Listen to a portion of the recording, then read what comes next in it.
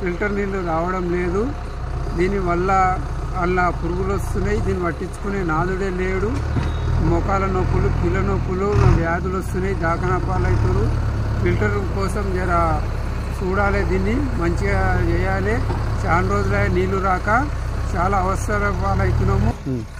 ఈ ఫిల్టర్ కూడా శుభ్రం చేయడం లేదు. అందులో మందు కూడా జర ఎక్కువేస్తూ జర మీడియం ఉండాలి. అది కొత్తది సోలార్ నుంచి మనకు ఒకటి వాటర్ ఫిల్టర్ ఓపెన్ కొత్త గట్టిది, దాన్ని పట్టించుకునే నాదుడే లేడు. దాన్ని తయారు చేసి కానీ దాన్ని ఓపెనింగ్ చేస్తలేరు. ఇంకా అది తొందరగా ఓపెనింగ్ చేస్తే జర మంచిగా ఉంటుంది. ఊర్లో కూడా జర జాతర ఉంది మనకు. 20 నుంచి 4 రోజుల దాకా చుట్టాలు వస్తారు. నీళ్లు తాగరు. ఇబ్బంది ఉంది, చాలా ఇబ్బందికరం ఉంది. దీనిపైన చెప్పాలి. దీనిపైన ఇప్పుడు మన పంచాయతీ సెక్రటరీ మేడం కూడా చర్య తీసుకోవాలి. ఒకవేళ ఆమె చర్య తీసుకోకపోతే పైన అధికారులకు కూడా మేము నోటీసులు ఇచ్చేసి ఫిర్యాదు చేస్తామని కోరుతున్నాం.